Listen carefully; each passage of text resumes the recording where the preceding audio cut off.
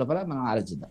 Right sir. Seshu sir, చూస్తున్నాం. So America Trump tariff వార్లు ఇవన్నీ జరుగుతున్నా ఈ పరిణామాలు భారత్కు కొంత మేలు చేకూర్చినట్టుగానే చూడొచ్చు. అంటే మదర్ ఆఫ్ ఆల్ డీల్స్కి సంబంధించి కానీ, యూరోపియన్ యూనియన్స్తో సంబంధాలు కానీ, ఫ్రాన్స్తో ఒప్పందాలు కానీ ఇవన్నీ కూడా చేసుకుంటూ భారత్ ఒక ఆల్టర్నేట్ను వెతుక్కుందని మనం భావించాల్సి ఉంటుందా? అంటే ఒక సమస్య వచ్చినప్పుడు ఆ సమస్యలోంచి కూడా కొన్ని పరిష్కారాలు లభిస్తూ ఉంటాయి, ఆల్టర్నేట్స్ దొరుకుతూ ఉంటాయి. ఆ విధానంగా మనం చూడొచ్చు అంటారా ఈ డీల్స్ అన్నింటినీ? వంశీ, ఈ ప్రతీకార సుంకాలు విధించిన తర్వాత అంటే ఏప్రిల్ 2, 2025 తర్వాత ఒక 70 దేశాలకు పైగా ప్రతీకార సుంకాలు విధించిండు. ఇప్పుడు ఆ సుంకాల పైన అమెరికన్ ఫెడరల్ కోర్టు ఒక తీర్పు ఇచ్చింది, మీకు ఆ హక్కు లేదు అనేటటువంటి తీర్పు ఇచ్చింది. ఆ తీర్పు తర్వాత అమెరికన్ ప్రెసిడెంట్ స్పందించిన తీరు చూస్తే ఎవరికన్నా ఏ విధమైన అభిప్రాయం కలుగుతుంది?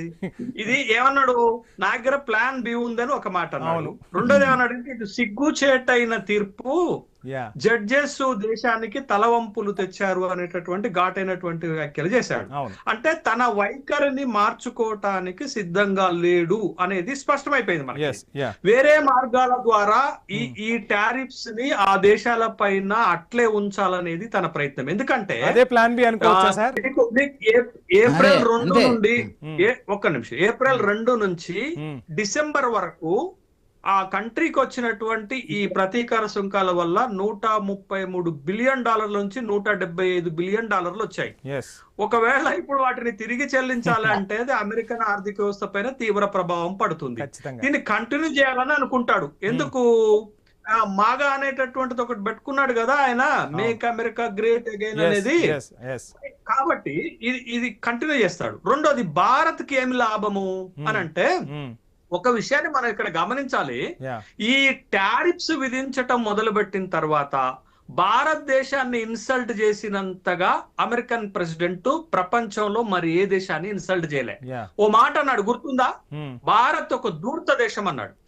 భారత్ ని ఏమన్నాడంటే, ఒక ధూర్త దేశము, డెడ్ ఎకానమీ, మునిగిపోతే మునిగిపోనియండి, నాకేమి సంబంధం లేదు అని అన్నాడు. ఇంకొక మాట ఏమన్నాడు తెలుసా, మోడీ మంచి మిత్రుడే కానీ మంచి వాణిజ్య భాగస్వామి కాదు అని అన్నాడు. అంతే కదా, ఈ వ్యాఖ్యలే కదా తను చేసింది. అయితే ఇక్కడ మనం గమనించాల్సింది ఏంటో తెలుసా, బేసిక్ టారిఫ్ అనేది 10% నుంచి మొదలు పెట్టాడు.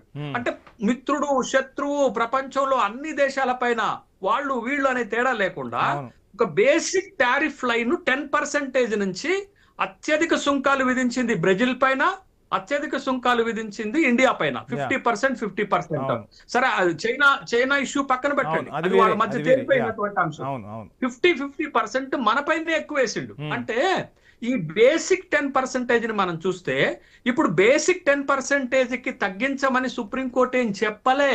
ఎట్లా 18% అని మనకి ట్రేడ్ డీల్ లో ఉంది అని అనుకుంటున్నారు. ఇది కూడా తప్పే. ఎందుకు తప్పనంటే, ఈ ప్రతీకార సుంకాలు రానప్పుడు, అంటే రెసిప్రోకల్ సుంకాలు రానప్పుడు భారత ఎగుమతుల పైన సగటున అమెరికాలో ఉన్నటువంటి కంపెనీలు వేసే సుంకాలు ఎంత అంటే 2 నుంచి 5%. మరి ఒకవేళ 10 ఇస్తే ఎక్కువ కడుతున్నట్టే కదా, 18 అయినా ఎక్కువ కడుతున్నట్టే కదా, 25 అయినా ఎక్కువ కడుతున్నట్టే కదా, +25 అయినా ఎక్కువ కడుతున్నట్టే కదా మనం. కాబట్టి ఇది ఏమి పైకి కనపడుతుంది మనకి ఏదో జరిగిపోతుందని, కానీ వాస్తవానికి మనకి గత సంవత్సరంలో $41 బిలియన్ ట్రేడ్ మిగులు ఏర్పడింది అమెరికాతో మనం డీల్ చేయటం తోటి.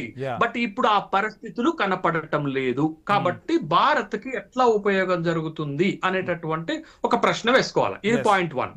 పాయింట్ నెంబర్ 2, ఈ అమెరికన్ ఫెడరల్ కోర్ట్ ఏమన్నదంటే, వాణిజ్య భాగస్వాముల పైన మీరు ఈ విధంగా టారిఫ్లు వేయటం అనేది మంచిది కాదు, ఆ దేశాలతోటి మీరు యుద్ధం చేస్తారా అనేటటువంటి ఒక ప్రశ్న వేస్తున్నారు.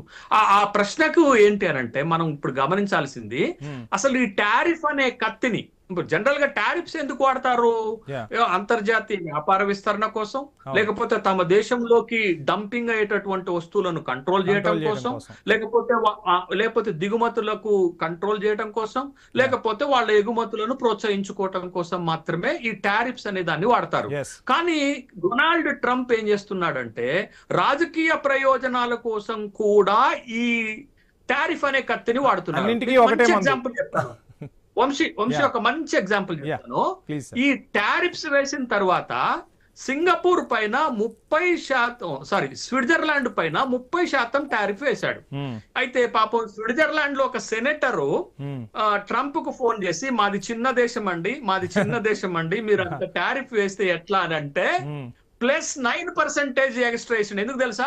ఆమె ఫోన్ చేసి తనని చిరాకు పరిచింది కాబట్టి, నన్ను చిరాకు పరిచింది కాబట్టి 30+9 టారిఫ్ వేస్తున్నాను అన్నాడు. అంటే ఏమన్నా అర్థం ఉందా? ఇది ఒక పాయింట్.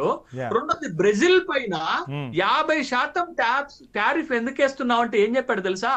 బ్రెజిల్ మాజీ అధ్యక్షుడు నా ఫ్రెండ్ బాల్సినారోని ఇబ్బంది పెడుతున్నారు, అతని పైన అక్కడ ఎంక్వైరీ జరుగుతుంది కాబట్టి బ్రెజిల్ పైన 30% వేస్తారు, 50% వేస్తున్నాను అన్నాడు. మరి ఇండియా పైన ఎందుకు వేస్తున్నావయ్యా?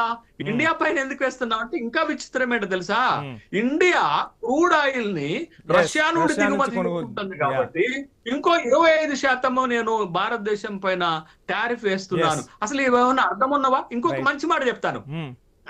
నాకు గ్రీన్ ల్యాండ్ కావాలా? చిన్నపిల్లగాడు అడుగుతారు చూసారు, నాకు చాక్లెట్ కావాలి, నాకు గ్రీన్ ల్యాండ్ కావాలా? గ్రీన్ ల్యాండ్ స్వాధీనం చేసుకోవటానికి యూరోపియన్ యూనియన్లు సహకరించట్లేదు కాబట్టి 8 యూరోపియన్ యూనియన్ల కంట్రీల పైన ఇంకో 10% వేస్తాను. తర్వాత బ్రిక్స్ కంట్రీస్ నాకు సహకరించట్లేదు, డాలర్ డివాల్యూషన్ చేస్తున్నారు కాబట్టి బ్రిక్స్ కంట్రీస్ పైన ఇంకో 10% ఇస్తాను. ఇవన్నీ ఏంటి మతిలి నిర్ణయాలు కాకపోతే ఏంటి? చెప్తాను ఇంకొక మాట. మనం ఈ మధ్య చేసిన డిబేట్ లో గౌరవనీయులు పెంటపాటి పుల్లారావు గారు కూడా పాల్గొని ట్రంప్ చాలా గొప్పవాడు, మంచి నిర్ణయాలు తీసుకున్నట్టు మీరు ఆశ్చర్యపోయారు. మరి ఇప్పుడు కూడా అదే అభిప్రాయంతో ఉన్నారేమో కనుక్కోండి. కనుక్కుందాం సార్.